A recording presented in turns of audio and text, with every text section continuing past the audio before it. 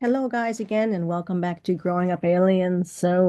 We had a rather unusual event happen yesterday morning. I kind of didn't pace myself yesterday, so I didn't get a chance to post this. But yeah, Eeka and I were just doing our usual stuff, and I thought of something funny, because I like to kind of spoof people. It's like one of my favorite things. Like, so I'm kind of a sarcastic humor and all that. Anyway, well, Linda and I have been kind of making fun of this guy. No, not good natured, let's just say.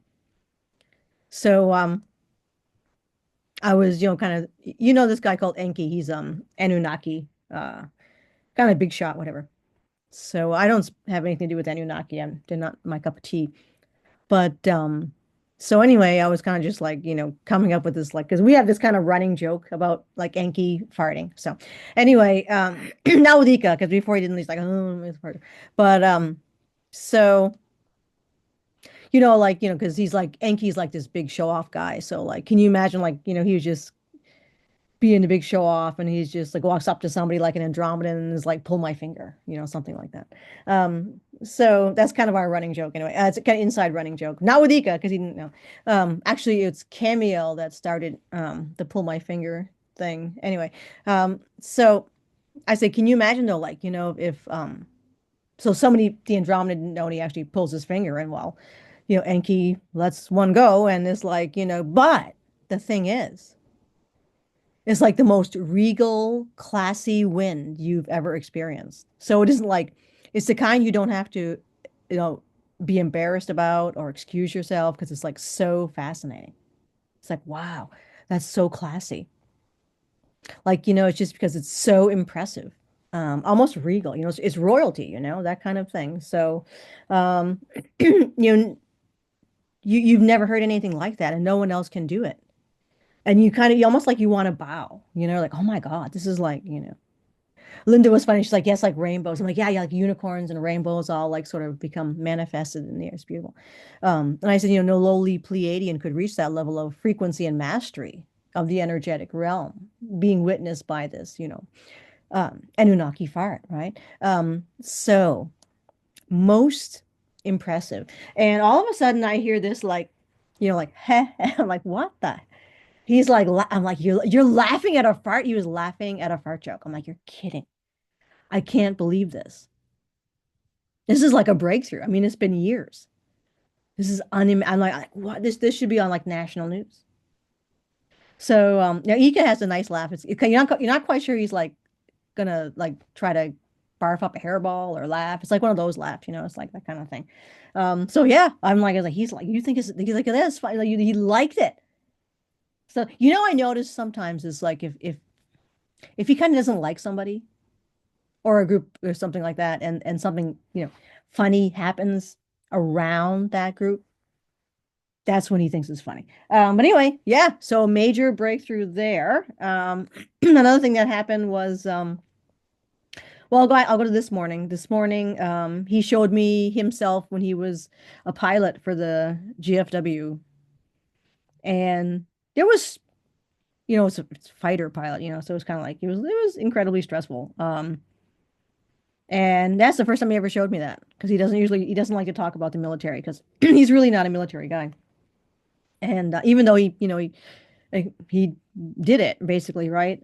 So yeah, he was a pilot, and he says, I just try to stay alive, and he said, I just, basically, he kind of said like, I just try to stay alive for you, so not to, um, yeah, I don't know. I mean, if anything, I didn't try to stay alive, but yeah, it's this is a weird place we're at right now, So he showed me that, and then we were kind of saying, we never want to be, guys, I never want to be separated from you again. So he says, handcuffs, like hand. I'm like, yeah, that's one way. There's like, and it's kind of like, it's what if you lose the key and one of us has to go to the bathroom?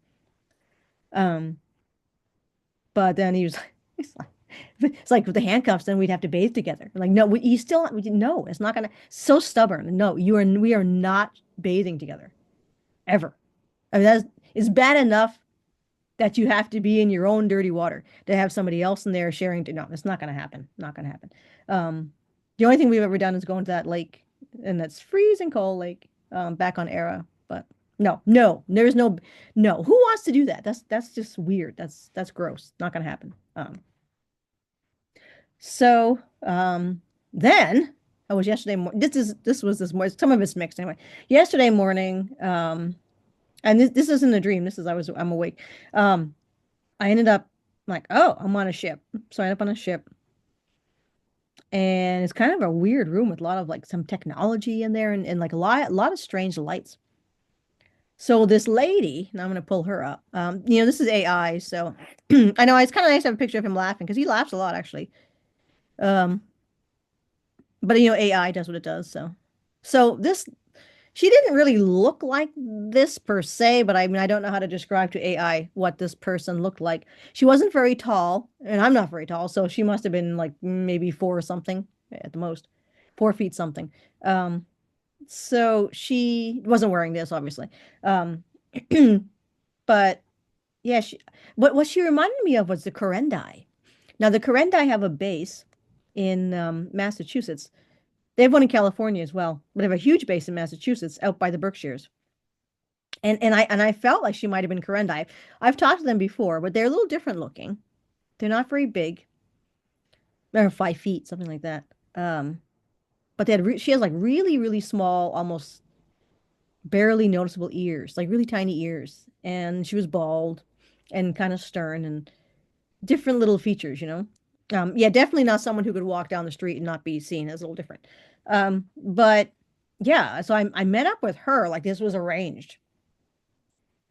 And we were just telepathing. She wasn't speaking to me. And she's like, get on the healing device. I'm like, what the hell? Okay. So I just went, she's one of those people where you don't question, you're just like, okay, yep, we're here for a purpose. This has been prearranged. Okay. Yep. Whatever. So, interesting, nice lady though.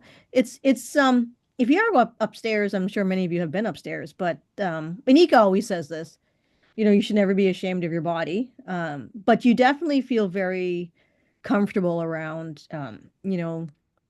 off-planet people in these kinds of situations. You don't feel odd or anything like that, and you just kind of go with the flow.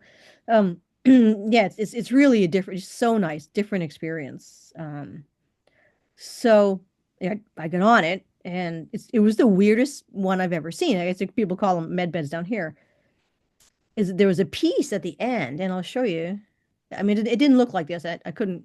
AI will never do what I want it to do when it comes to these things, but it looked something like that. There was a not like that, but I mean, it's like it looked like reminded me to describe it to somebody. It was like a spokes on a wheel, but a gong. It's like a oh, actually, no, I don't know. Like it's gonna be like the old chariots out of China, the wheels. It looks something like that, and it would light up. That thing lit up, but it actually raised up. It's at the foot of the med bed, and this piece that looked like a gong, like raised up, and it was shaped something like this, and it had different lights on it. So I don't know what that was all about. I didn't ask. I never usually do, but interesting experience there. So people wonder about things like you don't have to go up physically to a healing device upstairs because your astral body is quantum entangled with your physical body. So whatever happens in the astral immediately transfers to your physical body because nothing is solid. Everything is frequency. Everything is atoms bouncing around and everything is vibrating. So you're not actually solid. Nothing's solid. That's just a concept that people on Earth came up with. Everything is just the attractive energies between, the atoms, right? The atomic structures. So whatever happens in the astral immediately happens in your physical body. So that's how the healing works from not having to go up onto a ship. So, you guys always tell people, anyone who fixates on this idea that you have to be physically somewhere is a twat. They don't understand the way the universe works. You don't have to be there physically. You can be there astrally. And that's how telepathy works. It's a quantum entanglement.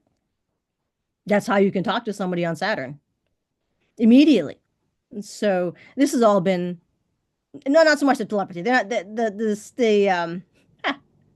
the science folks down here are a little freaky on that yet. Well, of course, not the government scientists are all on board with that stuff. But I mean, what the supposed scholarly ones who are still locked in La La Land and the gatekeepers and all that stuff. Well, anyway, even some of them have, it's starting to come out now where people are starting to talk about the actual physics behind this stuff. So, yeah, that in the quantum entanglement is real. That's how it works.